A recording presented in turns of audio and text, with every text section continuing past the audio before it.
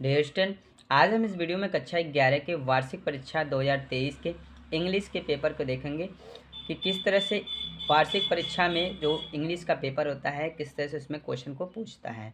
तो कुछ इस तरह से जो सेक्शन ए में रहता है, जो रीडिंग करने के बाद आपको इसी तरह से एक पैसेज दे देगा और इसको आप रीडिंग करने के बाद इसी में से आपको क्वेश्चन आंसर लिखा जाता है।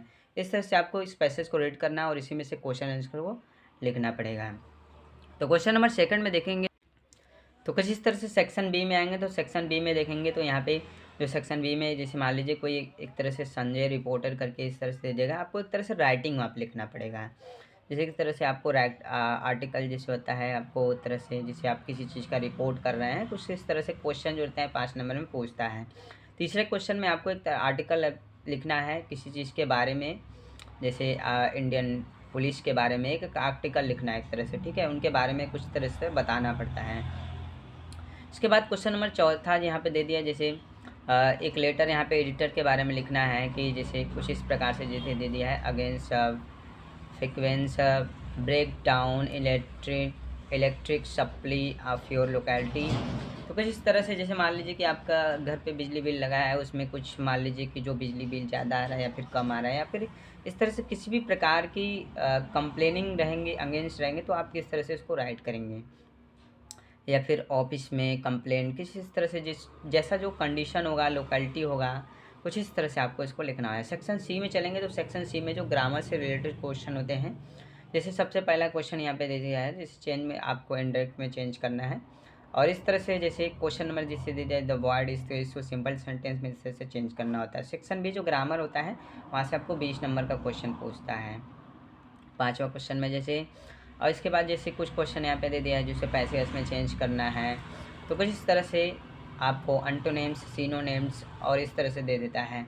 तो क्वेश्चन नंबर जो 6 हमारा होता है, तो क्वेश्चन नंबर 6 जो होता है इस तरह से ट्रांसलेट करने के लिए देता है, translate the following into English. तो कुछ इस तरह से आपको इसको बहुत ही केयरफुली से ट्रांसलेट करना होता है और यहाँ से आपको 8 नंबर, बहुत ही आसान तरीके से यहाँ पे 8 नंबर आपको स्कोर हो जाएगा। और सेक्शन डी में चलेंगे तो यहाँ पे लिटरेचर से रिलेटेड क्वेश्चन को पूछता है।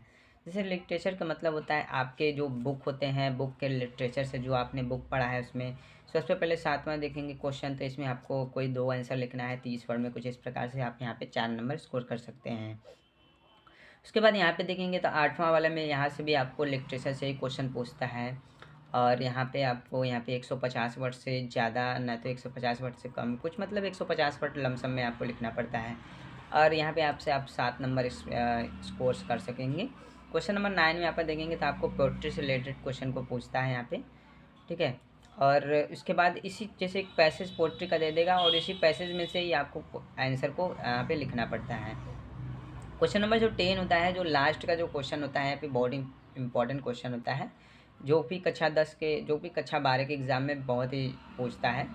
जैसे give the central idea one of the following poems, कक्षा 10 व कक्षा 12 के एग्ज़ाम में बहुत ही पूछता है। जैसे the voice of the rain, इसके बारे में आपको सेंट्रल आइडिया का मतलब क्या होता है मैं आपको बहुत ही शॉर्ट में बता देता हूँ कि सेंट्रल आइडिया होता क्या है।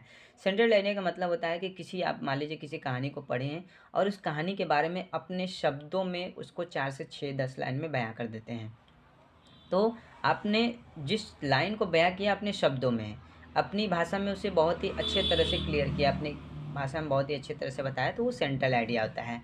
हाँ, लेकिन ये ज़रूरी है कि सेंट्रल आइडिया जो होता है आपको उसमें पोयम का नाम देना पड़ेगा, ठीक है। तो किसने कंपोज्ड किया, इस तरह से, ठीक है। तो इस तरह से क्लास 11th का जो इंग्लिश का पेपर आता है।